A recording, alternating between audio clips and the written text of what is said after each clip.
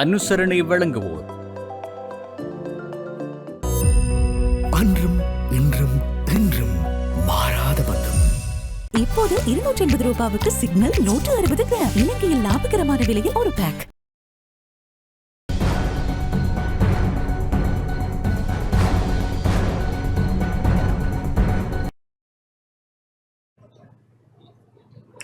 வணக்கம். டாண்டம் மொழியின் இரவு நேர பிரதான செய்தி அறிக்கைகளுடன் இணைந்திருக்கின்றோம். செய்திகள் வாசிக்கும் நான் ரவீந்திரன் நிர்மல். முதலில் தலைப்புச் செய்திகள்.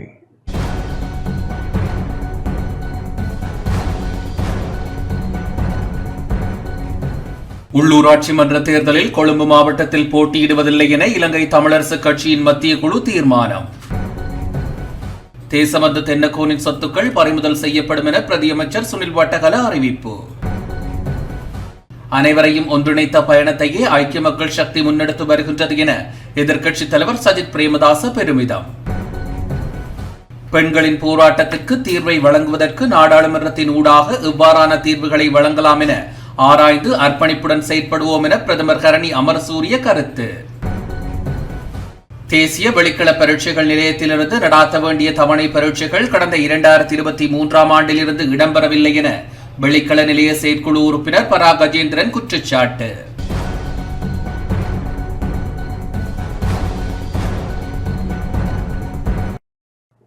தொடர்வது முதன்மை செய்தி.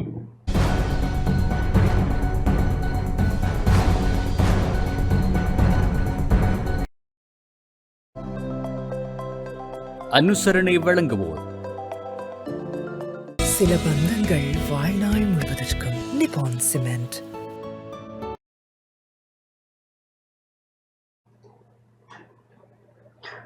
நாடு அனரவோடு இருக்கட்டும், நமது ஊர் நம்மோடு, நாம் வீட்டோடு என செயற்பட வேண்டும் என முன்னாள் நாடாளுமன்ற உறுப்பினர் எம்.ஏ. சுமந்திரன் தெரிவித்துள்ளார். அனுர அலை இன்னும் குறையவில்லை எனவும் அதனை குறைத்து மதிப்பிட முடியாது எனவும் எதிர்வரும் உள்ளூராட்சி மன்ற தேர்தலில் கொழும்பு மாவட்டத்தில் போட்டியிடுவதில்லை என தமிழரசு கட்சியின் மத்திய குழு தீர்மானித்துள்ளதாகவும் கட்சியின் பதில் பொதுச் செயலாளர் எம்.ஏ. சுமந்திரன் தெரிவித்துள்ளார். கட்சியின் மத்திய குழு கூட்டத்தை தொடர்ந்து ஊடகங்களுக்கு கருத்து தெரிவிக்கும் போதே அவர் இதனை தெரிவித்தார். பெருந்தேசிய கட்சி ஒன்று எங்களுடைய பிரதேசங்கள்ல விசேடமாக வடக்குல, கிழக்குல மட்டக்களப்புல நாங்கள் நிரூபிச்சிட்டோம். அம்பாறையும் திருவோணமலையிலையும் நாங்கள் பிரதான கட்சியாக வர முடியாத சூழ்நிலை எங்களுக்கு தெரியும். நாங்கள் அங்க பெரும்பான்மை இல்லை. ஆனால் வடக்குல அந்த நிலைமை மாறி இருக்கிறது. அது ஒரு தற்காலிகமான மாற்றம் என்பதை நாங்கள் காட்ட வேண்டும். அது இந்த அலையோட, இந்த சூறாவளியோட வந்த ஒரு அள்ளுப்பட்டு போன ஒரு விஷயம். அதை நாங்கள் இப்ப நிவர்த்தி செய்திட்டோம் என்று காட்ட வேண்டும். அதுக்கு பிறகு வார முதலாவது தேர்தலில் நாங்கள் காட்டியே ஆக வேண்டும். ஆனபடியினால்தான் உள்ளூராட்சி தேர்தல் முக்கியமானது. இதை வெறும் உள்ளூராட்சி மன்ற தேர்தலானே அந்த வட்டார வேட்பாளர் அதை பார்த்துக் கொள்வார் என்றெல்லாம் விட்டுவிடாமல் கட்சி முக்கியஸ்தர்கள், கட்சி ஆதரவாளர்கள் எல்லாரும் முழு மூச்சோட இந்த தேர்தலில் பங்கு பெற வேணும். அப்படி செய்கிற போதுதான் நாங்கள் அந்த மாற்றத்தை காண்பிக்கக்கூடியதாக இருக்கும். அந்த நோக்கோடு தான் நாங்கள் வேட்பாளர்கள் பற்றின தீர்மானங்களும் எடுத்திருக்கிறோம். வெல்லக்கூடியவர்களுக்கு நாங்கள் முக்கியத்துவம் கொடுப்போம். அதே வேளையில் கட்சி விசுவாசம் உள்ளவர்களாகவும் இருக்க வேண்டும். வென்று போட்டு கட்சி மாற்றவர்களுக்கு நியமனம் கொடுக்க முடியாது. கட்சி விசுவாசம் உள்ளவர்களை சரியாக கணிப்பீடு செய்து, ஆனால் அதே நேரத்தில் செல்வாக்கு உள்ளவர்கள், வெல்லக்கூடியவர்கள் நாங்கள் நிறுத்தி இந்த தேர்தலில் பெரு வெற்றி பெற வேண்டும்.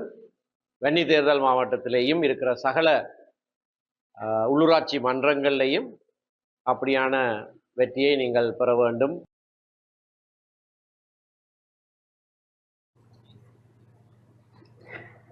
இலங்கை தமிழரசு கட்சியின் மத்திய செயற்குழு கூட்டம் இன்று காலை முதல் மதியம் வரை வவுனியாவில் அமைந்துள்ள தனியார் விருந்தினர் விடுதியில் இடம்பெற்றது.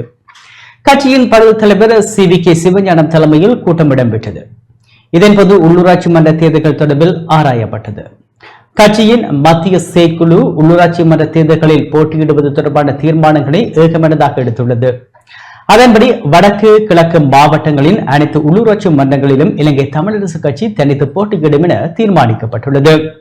குறித்த கூட்டத்தில் கட்சியின் பதில் செயலாளர் எம்.ஏ. சுமந்திரன், நாடாளுமன்ற உறுப்பினர்களான எஸ். ஸ்ரீதரன், தூணா ரவிகரன், கான கோடீஸ்வரன், ஞாவண்ணா ஸ்ரீநேசன், எஸ். குகதாசன், ஸ்ரீநாத் மற்றும் முன்னாள் நாடாளுமன்ற உறுப்பினர்கள், மத்திய குழு உறுப்பினர்கள் கலந்து கொண்டனர். இலங்கை தமிழரசு கட்சியின் மாவட்ட அலுவலகமும் வன்னி நாடாளுமன்ற உறுப்பினர்களின் மக்கள் தொடர்பாடல் காரியாலயமும் வவுனியா குருமென்காடு காளிகோவில் வீதியில் இன்று திறந்து வைக்கப்பட்டது. கட்சியின் பதில் தலைவர் சி.வி.கே. சிவஞானம், எம்.ஏ. சுமந்திரன், பான சத்தியலிங்கம் ஆகியோர் புதிய அலுவலகத்தை நாடாவட்டி திறந்து வைத்தனர்.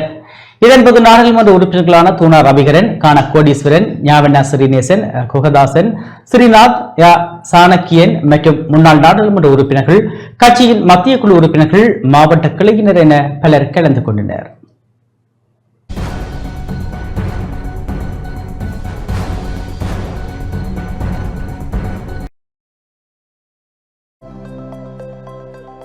அனுசரணை வழங்கியோர் சில பந்தங்கள் வாழ்நாள் முழுவதற்கும் நிப்பான் சிமெண்ட்.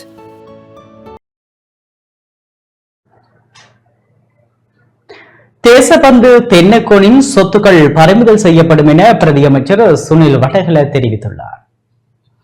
குற்றவியல் தண்டனை சட்டத்தின் பிரகாரம் தேசபந்து தென்னக்கோனின் சொத்துக்கள் பறிமுதல் செய்யப்படும் என பொதுமக்கள் பாதுகாப்பு மற்றும் நாடாளுமன்ற அலுவல்கள் பிரதியமைச்சர் சுனில் வடகல தெரிவித்துள்ளார்.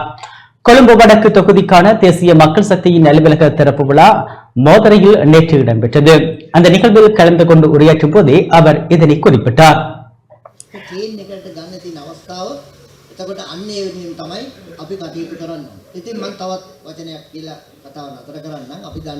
தேசபந்து தென்னக்கோன் தலைமறைவாகியுள்ளார். சட்ட ரீதியாக அவர் செயற்பட்டிருப்பாரேயானால் தலைமறைவாக வேண்டிய தேவை கிடையாது.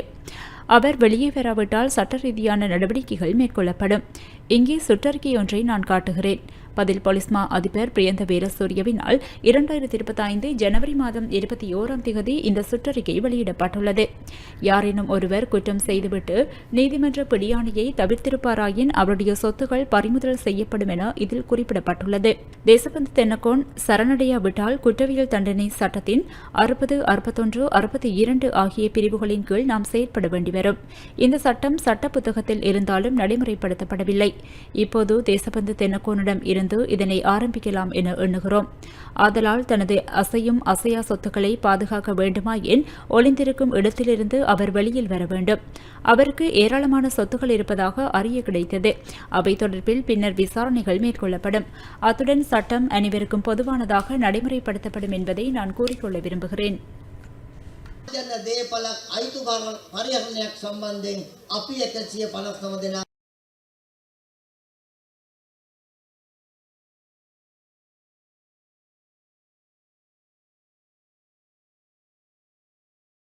ஐக்கிய மக்கள் சக்தி முன்னெடுத்து வருகின்றது என எதிர்க்கட்சித் தலைவர் சஜித் பிரேமதாச தெரிவித்துள்ளார். தேர்தல் மேடையில் உறுதியளித்ததைப் போன்று எரிபொருள், மின்சாரம் ஆகியவற்றின் விலைகள் குறைக்கப்படவில்லை என எதிர்க்கட்சித் தலைவர் சஜித் பிரேமதாச தெரிவித்துள்ளார். எதிர்வரும் உள்ளூராட்சி மன்ற தேர்தலை இலக்காக கொண்டு அரநாயக்க தேர்தல் தொகுதியில் மக்கள் சந்திப்பு இன்று இடம்பெற்றது. இதில் கலந்து கொண்டு உரையாற்றும் போதே அவர் இவ்வாறு குறிப்பிட்டார். රටට අසුබයි අශෝභනයි මේ தற்போதைய ஜனாதிபதி தேர்தல் மேடைகளில் மின்சார கட்டண மற்றும் எரிபொருள் விலைகள் தொடர்பில் கற்பனை கதைகளை கூறினார். தரகு பணம் மற்றும் தேவையற்ற வரிகள் காரணமாகவே எரிபொருள் விலை உயர்வடைந்துள்ளதாக தெரிவித்த அவர் ஆட்சிக்கு வந்த பின்னர் பாரிய தொகை வித்தியாசத்தில் எரிபொருள் விலையை குறைக்க முடியும் எனவும் வீராப்பாக தெரிவித்தார். ஆனால் இந்த ஒன்றும் இன்னும் குறைக்கப்படவில்லை. மின் கட்டணமும் 1/3 பங்கு குறைக்கப்படும் என்றார். ஆனால் அதுவும் இதுவரை நடக்கவில்லை. எரிபொருள் விலை சூத்திரத்தை நீக்கி மக்களுக்கு சாதகமான சூத்திரத்தை கொண்டு வருவோம் என்று பிரஸ்தாபித்தனர். இதுவரை புதிய சூத்திரம் ஒன்றை அறிமுகப்படுத்தப்படவில்லை. அனைவரையும் ஒன்றிணைத்த பயணத்தையே ஐக்கிய மக்கள் சக்தி முன்னெடுத்து வருகின்றது. ஏனைய கட்சிகளைப் போன்று கொழும்பில் உள்ள 7 நட்சத்திர ஹோட்டல்களுக்குள் தலைவர்கள் செய்து கொள்ளும் இணக்கப்பாடுகள் எம்மிடமில்லை. மக்களுடனேயே எமது இணக்கப்பாடுகள் காணப்படுகின்றன. வட்டாரங்களுக்கு நாம் சிறந்த வேட்பாளர்களை முன்னிறுத்துவோம். கட்சி பேதமின்றி சகலராலும் நேசிக்கப்படும் மதிக்கப்படும் நபரை ஐக்கிய மக்கள் சக்தி முன்னிறுத்தும். ආයු කාලය ආයු අපේක්ෂාව 1950 අතර අපේ රටේ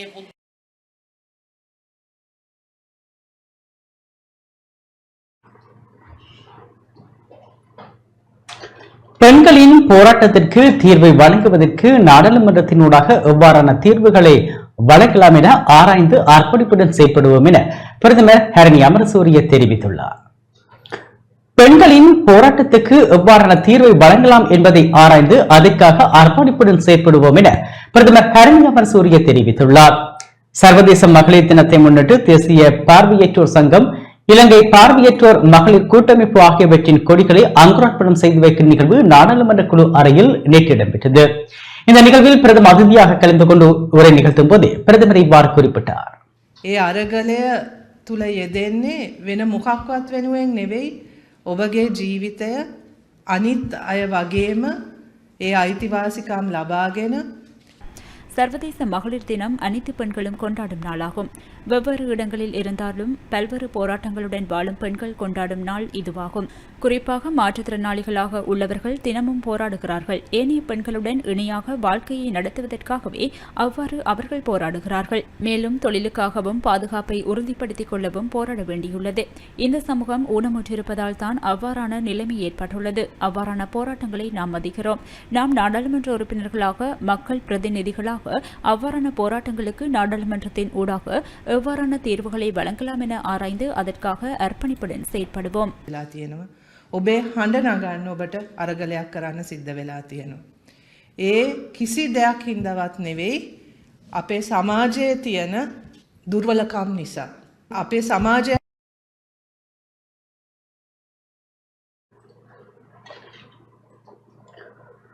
மதுவரியை உயர்த்துவது, புதிய வகை மதுபானத்தை அறிமுகப்படுத்துவது குறித்து அரசாங்க நிதி பற்றிய குழுவில் ஆராயப்பட்டுள்ளது. மதுவரியை உயர்த்துவதற்கு நிதியமைச்சு முன்வைத்த முன்மொழிவுக்கு அரசாங்க நிதி பற்றிய குழு அனுமதி வழங்கியுள்ளது. அரசாங்க நிதி பற்றிய குழு அதன் தலைவர் நாடாளுமன்ற உறுப்பினர் ஹர்சடி சில்வா தலைமையில் அண்மையில் கூடிய போது இவ்வாறு அனுமதி வழங்கப்பட்டதாக நாடாளுமன்ற தொடர்பாடல் திணைக்களம் நேற்று தெரிவித்தது.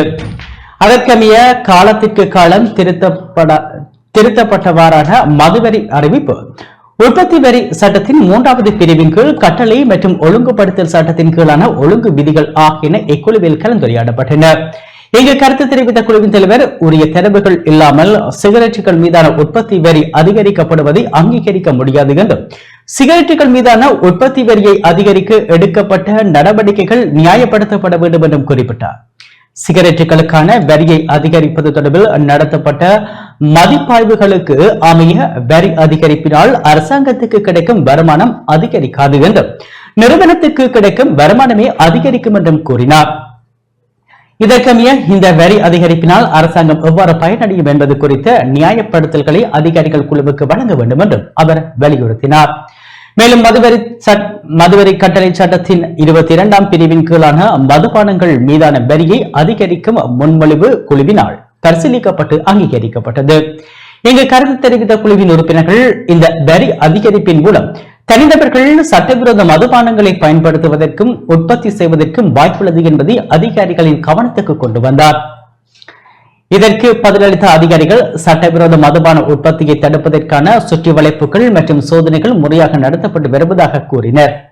இந்த ஆண்டின் கடந்த 2 மாதங்களில் நாட்டில் மதுபான உற்பத்தி 22% அதிகரித்திருப்பதுடன் வருமானம் 23% அதிகரித்துள்ளது என்றும் தெரிவித்தனர். சட்டவிரோத மதுபான பயன்பாட்டை குறைக்கும் நோக்கில் புதிய வகை மதுபானத்தை அறிமுகப்படுத்த திட்டமிடப்பட்டுள்ளதாகவும் அவர்கள் தெரிவித்தனர். இந்த கூட்டத்தில் பிரதி அமைச்சர்களான ஹர்சன சூரியபெரும, சதுரங்க அபேசிங்க, நாடாளுமன்ற உறுப்பினர்களான ரவி கருணாநாயக்க, ஹர்சன ராஜகரண, ஹவுசல்யா ஆரியரத்ன, நிமல் பலிகேன, விஜயஸ்ரீ பஸ்நாயக்க மற்றும் லக்மாலி ஹேமச்சந்திர ஆகியோர் கலந்து கொண்டனர்.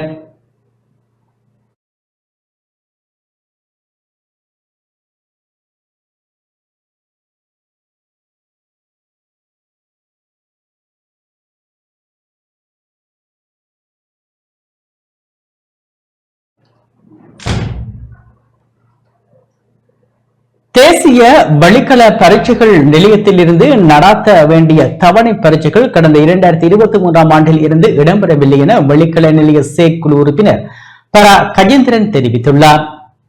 தொண்டைமானாறு தேசிய வழிகள பரீட்சைகள் தொடர்பில் அதிக ஊழல்கள் இடம்பெற்றுள்ளது என தொண்டைமானாறு தேசிய வழிகள நிலைய நிறைவேற்று அதிகாரமுள்ள செயற்குழு உறுப்பினர் பரா கஜேந்திரன் தெரிவித்துள்ளார். யாழ் வடமராட்சி ஊடக இல்லத்தில் இன்று இடம்பெற்ற ஊடகவியலாளர் சந்திப்பின் போது அவர் இதனை தெரிவித்தார்.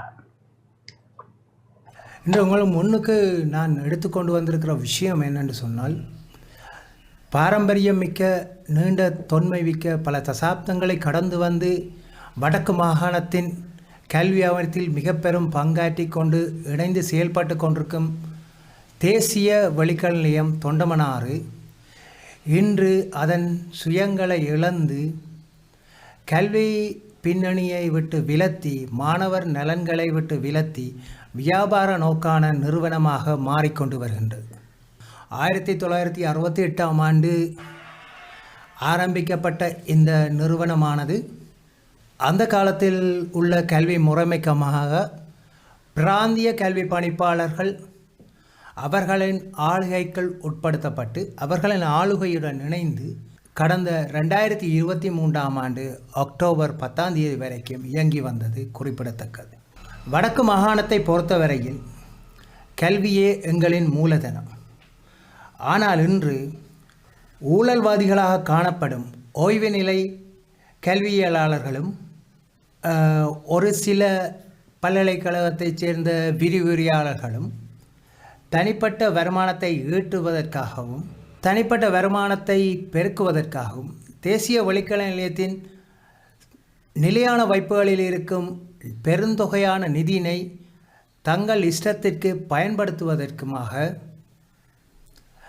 இந்த நிறுவனத்தை மாகாண கல்வி திணைக்களத்தின் ஆளுகையிலிருந்து வெளிப்படுத்தி தனியே இரகசியமாக அதனை இயக்கிக் கொண்டிருக்கின்றார்கள். கல்வி பொதுத்தராதர சாதனதர மாணவர்களுக்கான கணித பாட இலவச கருத்தரங்கு ஒன்று யாழ்ப்பாணம் கைதடியில் நடைபெற்றது. யாழ்ப்பாணம் கைதடி முத்துக்குமாரசுவாமி மகா வித்தியாலயத்தில் இந்த கல்வி பொதுத்தராதர சாதனதர மாணவர்களுக்கு கணித பாட இலவச கருத்தரங்கு நடைபெற்றது. சீனா சந்திரகுமாரின் அனுசரணையுடன் 1993 நண்பர்கள் கைதடி அமைப்பினால் கல்வி பொதுத்தராதர சாதனதர மாணவர்களுக்கான கணித பாட இலவச கருத்தரங்கு ஏற்பாடு செய்யப்பட்டிருந்தது. வளவாளராக கொழும்பு விவேகானந்தா தேசிய கல்லூரி கணித பாட ஆசிரியர் வீணாச்சீனா ராஜேந்திரன் கலந்து கொண்டு கணித பாட கருத்தரங்கை நடாத்தியிருந்தார். காலை 9 முதல் பிற்பகல் 1:30 மணி வரை கருத்தரங்கு நடைபெற்றது. இதில் இம்முறை பரீட்சைக்கு தோற்றவுள்ள மாணவர்கள் பலர் கலந்து கொண்டு பயனடைந்தனர்.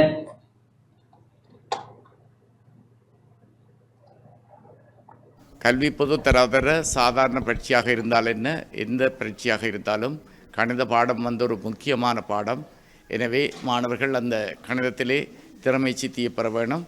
அந்த மாணவர்களுடைய கல்வி உயர்வுக்கு என்னாலான பங்களிப்பை நான் செய்ய வேண்டும் என்ற ஒரு நல்ல நோக்கத்துடன், சேவை நோக்கத்துடன் இங்கு வந்து இந்த மாணவர்களுக்கு கருத்தரங்கை வழங்குவதிலே பெருமைப்படுகின்றேன்.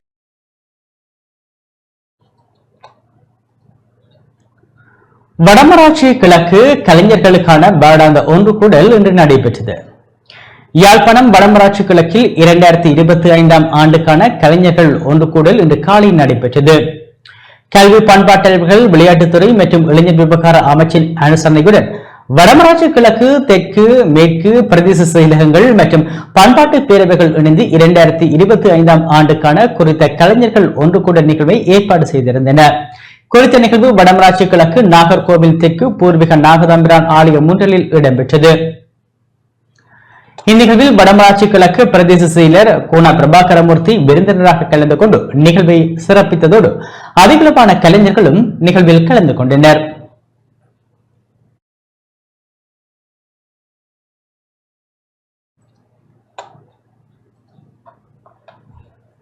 திருகோணமலை மூதூர் பிரதேச செயலாளர் பிரிவில் தென்னைகளில் வெண்ணிற ஈத்தாக்கம் அதிகரித்துள்ளது. திருகோணமலை மூதூர் பிரதேச செயலர் பிரிவில் உள்ள வீரமான் நகர் கிராமத்தில் உள்ள தென்னை மரங்கள் வெண்ணிற ஈத்தாக்கத்தினால் பாதிக்கப்பட்டுள்ளதாக தென்னை செய்கையாளர்கள் கவலை தெரிவிக்கின்றனர். இக்கிராமத்தில் பலர் தென்னையை தமது வாழ்வாதார தொழிலாக மேற்கொண்டு வரும் நிலையில் தென்னை மரங்களை வெண்ணிற ஈ தாக்கியுள்ளதனால் தென்னை மரங்களில் இருந்து கிடைக்கும் பயன்கள் குறைவடைந்துள்ளது. மருந்துகள் விசிறியும் பயனளிக்கவில்லை எனவும் குறிப்பிடுகின்றனர்.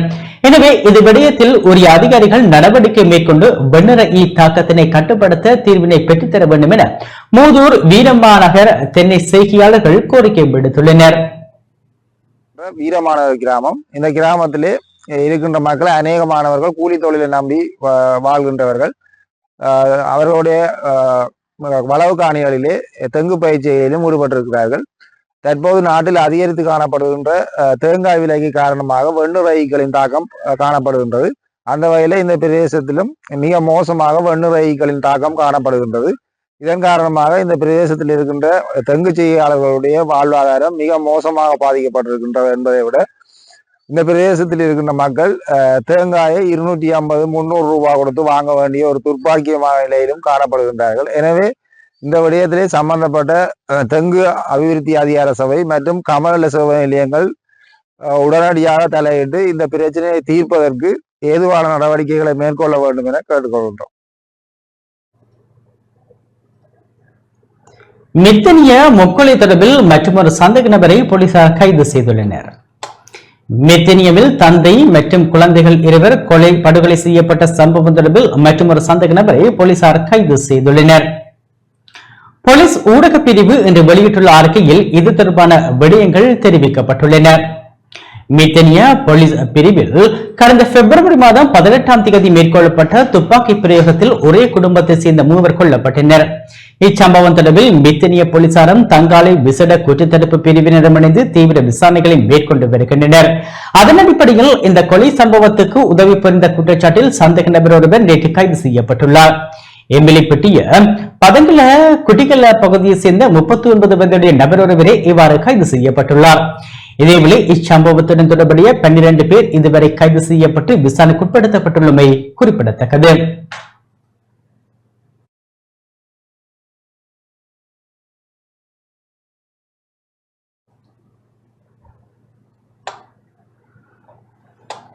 சட்டவிரோதமாக நாட்டுக்கு கொண்டு வரப்பட்ட சிகரெட்டுகளுடன் ஒருவர் கட்டுநாயக்க விமான நிலையத்தில் கைது செய்யப்பட்டுள்ளார். சட்டவிரோதமாக நாட்டுக்கு கொண்டு வரப்பட்ட 13,000 சிகரெட்டுகளுடன் ஒருவர் கைது செய்யப்பட்டுள்ளார். இன்று அதிகாலை கட்டுநாயக்க விமான நிலையத்தின் வருகை முனையத்தில் வைத்து போலீஸ் போதைப்பொருள் ஒழிப்பு பணியக விமான நிலைய பிரிவின் அதிகாரிகளால் சந்தேக நபர் கைது செய்யப்பட்டார். கைது செய்யப்பட்ட சந்தேக நபர் கண்டி பகுதியை சேர்ந்த 50 வயதுடையவர் என தெரிய வந்துள்ளது. மேலதிக விசாரணைகளை போலீஸ் போதைப்பொருள் தடுப்பு பிரிவினர் மேற்கொண்டு வருகின்றனர்.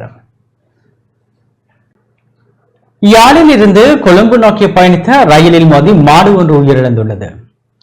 யாழ்ப்பாணத்தில் இருந்து கொழும்பு நோக்கி பயணித்த ரயிலில் மோதி மாடு ஒன்று இன்று உயிரிழந்துள்ளது. குறித்த விபத்து இன்று முற்பகல் புத்தூர் சந்தை பகுதியில் இடம்பெற்றுள்ளது. வாழ்வாதாரத்துக்காக குடும்பஸ்தர் ஒருவரால் வளர்க்கப்பட்ட மாடே தண்டவாளத்தை கடக்க முற்பட்ட வேளையில் ரயிலில் மோதுண்டு உயிரிழந்துள்ளது.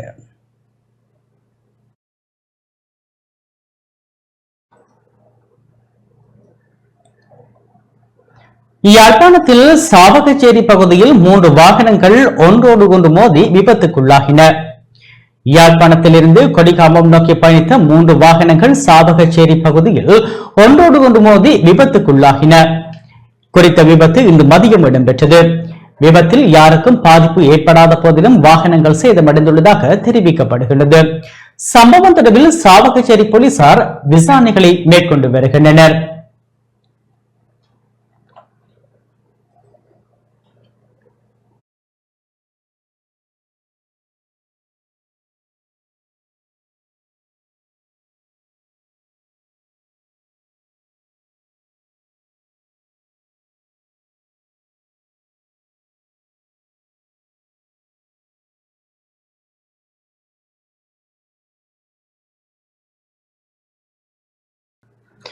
யாழ்ப்பாணம் மாவட்ட செயலகத்தில் சர்வதேச மகளிர் தின நிகழ்வு இடம்பெற்றது. மகளிர் மற்றும் சிறுவர் விவகார அமைச்சு யாழ் மாவட்ட செயலகம் இணைந்து நடாத்திய 2025ஆம் ஆண்டுக்கான சர்வதேச மகளிர் தின நிகழ்வுகள் யாழ் மாவட்ட செயலக கேட்போர் கூடத்தில் இன்று பிற்பகல் இடம்பெற்றது. நிலையான எதிர்காலத்தை உருவாக்க அவள் வலுவான வழிகாட்டியாக இருப்பாள் எனும் துணைப்பொருளில் யாழ் மாவட்ட பதில் அரசாங்க அதிபர் மருதலிங்கம் பிரதீபன் தலைமையில் நிகழ்வு நடத்தப்பட்டது. இந்நிகழ்வில் பிரதம விருந்தினராக மகளிர் விவகார அமைச்சர் சரோஜா சாவித்திரி போல்ராஜ் கலந்து கொண்டார். குறித்த நிகழ்வில் பல்வேறு கலை நிகழ்வுகள் நடத்தப்பட்டதுடன் யாழ் மாவட்டத்தை உள்ளடக்கிய 15 பிரதேச செயலகங்களின் பெண் முயற்சியாளர்கள் கௌரவிக்கப்பட்டு சான்றிதழ்களும் வழங்கப்பட்டன. இந்த நிகழ்வில் கடற்றொழில் அமைச்சர் ஈனா சந்திரசேகரன், வடக்கு மாகாண மகளிர் விவகார அமைச்சின் செயலாளர் போனா வாகேசன், யாழ் மாவட்ட நாடாளுமன்ற உறுப்பினர்கள், மாவட்ட மேலதிக அரசாங்க அதிபர் ஸ்ரீமோகன், மாவட்ட செயலக பதவி நிலை உத்தியோகத்தர்கள், பிரதேச செயலர்கள், மாவட்ட மற்றும் பிரதேச செயலக பெண்கள் அபிவிருத்தி உத்தியோகத்தர்கள், உளவளத்துணை உத்தியோகத்தர்கள், மாவட்ட மகளிர் சம்மேளன பிரதிநிதிகள், பெண் முயற்சியாளர்கள் என பலர் கலந்து கொண்டனர்.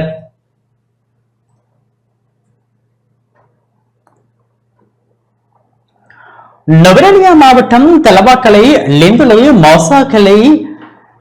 மௌசா எல்ல கீழ்பிரிவு தோட்ட தொழிற்சாலையில் தோட்ட தொழிலாளர்களுக்கான மகளிர் தின நிகழ்வு இன்று கொண்டாடப்பட்டது. மௌசா எல்ல, ஹில்டன், ஹால்ட், டில்குல்ரி, பம்பரக்கல ஆகிய தோட்டங்களைச் சேர்ந்த தொழிலாளர்கள் நிகழ்வில் பங்கு பெற்றியதோடு கலை நிகழ்வுகளும் இடம்பெற்றிருந்தன.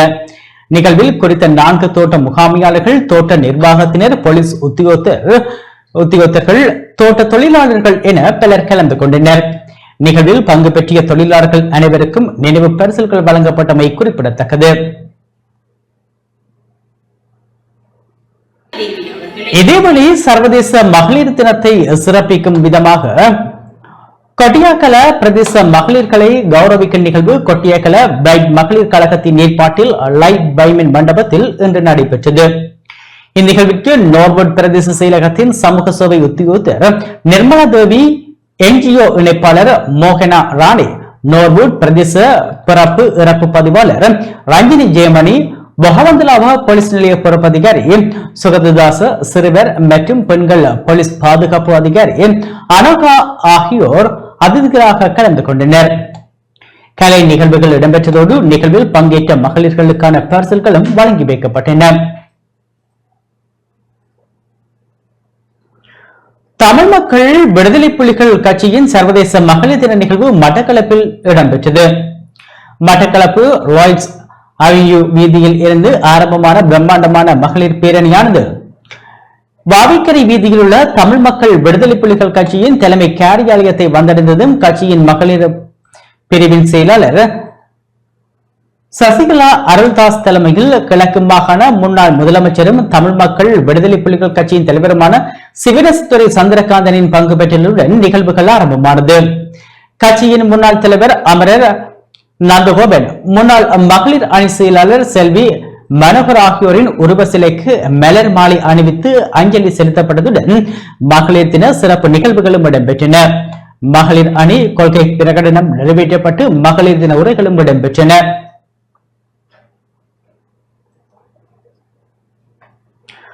அம்பாறை கல்முனை வடக்கு பிரதேச செயலாளர் டி.ஜே. அதிசயராஜின் வழிகாட்டலில் மகளிர் அபிவிருத்தி உத்தியோகத்தர் தனலட்சுமி முரசொலிமாறன் தலைமையில் மகளிர் தின நிகழ்வுகள் நேற்றைய தினம் நடைபெற்றது. பிரதம அதிதியாக பிரதம முகாமைத்துவ சேவை உத்தியோகத்தர் காங்கேஸ்வரி கமலநாதன் கலந்து கொண்டார். சிறப்பு அதிதிகளாக கிராம நிர்வாக உத்தியோகத்தர் ஏ.என். அமரதாஸ், பெண்கள் அபிவிருத்தி மன்றம் ஸ்தாபக தலைவி ருட்சாந்திரிகா சுரேஷ், மத்தியஸ்த சபை அபிவிருத்தி உத்தியோகத்தர் கே.என். அருள் பிரசாந்தன், உளவளத்துணை உதவியாளர் ஐ.எம். இஜாஸ், மகளிர் அபிவிருத்தி வெளிக்கள உத்தியோகத்தர் ஜூவன்னா ரமீஷா உட்பட பெரிய நீலாவணை, நெற்பட்டிமுனை, கல்முனை பிரிவுகளை சேர்ந்த மகளிர் அமைப்பின் மற்றும் கல்முனை மகளிர் மன்றத்தின் உறுப்பினர்கள் என பலர் கலந்து கொண்டனர். சர்வதேச மகளிர் தினத்தை முன்னிட்டு காத்தான்குடியில் மகளிர் தினம் மற்றும் இப்தார் நிகழ்வும் நேற்று மாலை காத்தான்குடி கடற்கரையில் உள்ள தனியார் மண்டபத்தில் நடைபெற்றது. காத்தான்குடி பிரதேச செயலகமும் ஆய்வுக்கும் மேம்பாட்டுக்குமான இஸ்லாமிய மகளிர் ஒன்றியமும் இணைந்து இந்த நிகழ்வை நடாத்தின. காத்தான்குடி பிரதேச செயலாளர் திருமதி நிஹாரா மௌசூத் மற்றும் உதவி பிரதேச செயலாளர் திருமதி செல்மியா ஆகியோர் நிகழ்வில் கௌரவிக்கப்பட்டதோடு சிறந்த பெண் தொழில் முயற்சியாளர்களுக்கும் சான்றிதழ்கள் வழங்கப்பட்டன. ஸ்லாத்தில் பெண்கள் உரிமைகள் தொடர்பாக வெளிப்பூட்டல் எனும் தலைப்பில் பிரதி அதிபர் MS நொஸ்டி நளினி சிறப்புரையாற்றியதுடன் பெண் உரிமைகள் தொடர்பாக சர்வதேச சட்டங்கள் எனும் தலைப்பில் சட்டத்தரணி ஏனா ஒய்ஸ் ஆகியோர் சிறப்புரையாற்றினர்.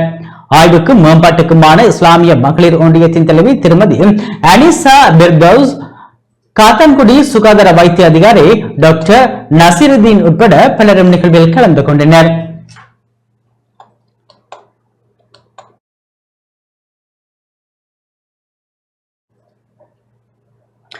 முல்லைத்தீவு கோட்டைக்கேணி பிள்ளையார் முதல் அக்கரைவெளி வரையில் மிக மோசமாக பாதிக்கப்பட்டுள்ள வீதியை வடக்கு மாகாண ஆளுநர் நேற்று பார்வையிட்டார். முல்லைத்தீவு கொக்கு தொடுவாய் கோட்டைக்கேணி பிள்ளையார் கோயிலில் இருந்து அக்கரைவெளி வரையில் மிக மோசமாக பாதிக்கப்பட்டுள்ள பிரதான வீதியை வடக்கு மாகாண ஆளுநர் நாவண்ணா வேதநாயகி நேற்று நேரில் சென்று பார்வையிட்டார். கொக்கு தொடுவாய், கொக்குலாய், கர்நாட்கேணி ஆகிய கிராமங்களைச் சேர்ந்த மக்களின் 3000 ஏக்கர் வரையிலான வயல் நிலத்துக்கு உள்ளீடுகளையும் விளைச்சலையும் கொண்டு சென்று வருவதற்கு பயன்படுத்தப்படும் பிரதான வீதியாக இந்த வீதி இருந்து வரும் நிலையில் அதனை பயன்படுத்த முடியாத நிலையில் இருப்பதாக விவசாயிகள் ஆளுநருக்கு சுட்டிக்காட்டினர். இந்த வீதியில் சில பாலங்களும் அமைக்கப்பட வேண்டியிருப்பதை இந்த சந்திப்பில் இணைந்து கொண்ட புதுக்குடியிருப்பு பிரதேச செயலர் ஆர் விஜயகுமார் ஆளுநருக்கு தெரியப்படுத்தினார். இந்த நிலையில் வீதியை அபிவிருத்தி செய்வதற்கும் பராமரிப்பது தொடர்பிலும் உரிய நடவடிக்கை எடுப்பதாக முல்லைத்தீவு மாவட்டத்தில் தொடர்புடைய திணைக்களங்களுடன் கலந்துரையாடலை விரைவில் நடாத்தி முடிவு எடுப்பதாக ஆளுநர் விவசாயிகளிடம் தெரிவித்தார்.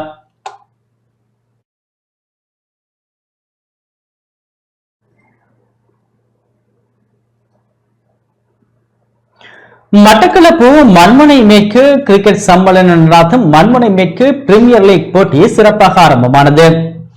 மட்டக்களப்பு மண்முனை மேற்கு கிரிக்கெட் சம்மேளனம் நடாத்தும் மண்முனை மேற்கு பிரீமியர் லீக் போட்டி நேற்றைய தினம் கரவட்டி ஆதவன் விளையாட்டு மைதானத்தில் சிறப்பாக ஆரம்பமானது. சம்மேளனத்தின் தலைவர் M சுதாராஜ் தலைமையில் ஆரம்பமான நிகழ்வு இடம்பெற்றது.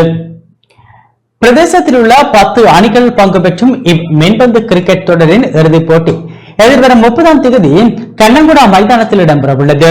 இவ்வாரம் கரவட்டியிலும் தொடர்ந்து நாவற்காடு, தரிப்பில் தோட்டம், கண்ணங்குடா போன்ற இடங்களில் தொடர்ந்து வரும் சனி ஞாயிறு தினங்களில் போட்டிகள் நடைபெறவுள்ளது. சாம்பியனாக தெரிவு செய்யப்படும் அணிக்கு ரூபாய் 1 லட்சம் பணப்பரிசும், அடுத்து வரும் இடங்களில் வரும் சில அணிகளுக்கும் பணப்பரிசுகளும் வழங்கப்பட உள்ளது. கிரிக்கெட் போட்டியின் ஆரம்ப நிகழ்வில் பவனதீவு போலீஸ் நிலைய உப போலீஸ் பரிசோதகர் மற்றும் போட்டிக்கான அனுசரணையாளர்கள், விளையாட்டு அணிகளின் தலைவர்கள் என பலர் கலந்து கொண்டனர்.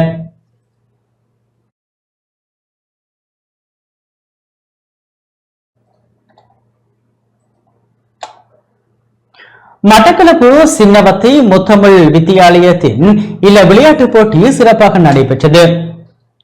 மட்டக்களப்பு மாவட்டத்தின் எல்லைப்புற கிராமமான பட்டிருப்பு வேலைய கல்வி பணிமனைக்குட்பட்ட சின்னவத்தை முத்தமிழ் வித்தியாலயத்தின் வருடாந்த இல்ல மெய்வல்லுநர் திறனாய்வு போட்டி வித்தியாலய அதிபர் டீனா செல்வநாயகம் தலைமையில் நடைபெற்றது. பிரதம அதிதியாக பட்டிருப்பு வேலைய கல்வி பணிப்பாளர் சிவானந்தம் சிறிதரன் கலந்து கொண்டார். விசேட அதிதியாக பிரதிக்கல்வி பணிப்பாளர் வீணா திவிதரன் பங்கேற்றார். அதிபர்கள், கிராம சேவை உத்தியோகத்தர்கள், ஆலய நிர்வாக சபையினர், கிராம அபிவிருத்தி மற்றும் மாதர் சங்கங்களின் பிரதிநிதிகள், விளையாட்டுக் கழக பிரதிநிதிகளும் நிகழ்வில் கலந்து கொண்டனர். ராமகிருஷ்ணர் இல்லம், விபுலானந்தர் இல்லம் ஆகிய அணிகள் போட்டியில் கலந்து கொண்டனர். இவ்வடத்துக்கான சாம்பியனாக ராமகிருஷ்ணர் இல்லம் தெரிவு செய்யப்பட்டமை குறிப்பிடத்தக்கது.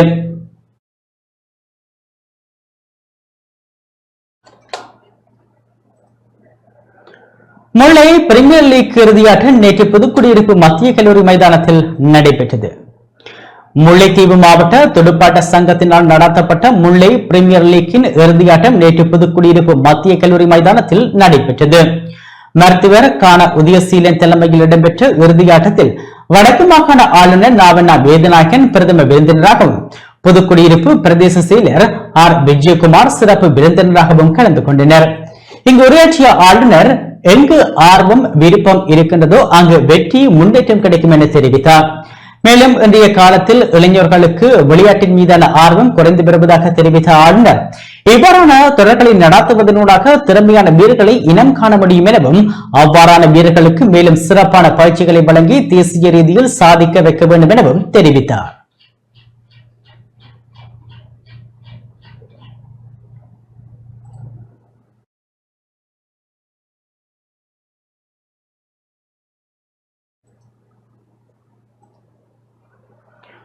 இத்துடன் நமது இந்த செய்தி அறிக்கை நிறைவு பெற்றது. தொடர்ந்தும் நமது நிகழ்ச்சிகளுடன் இணைந்திருங்கள். வணக்கம்.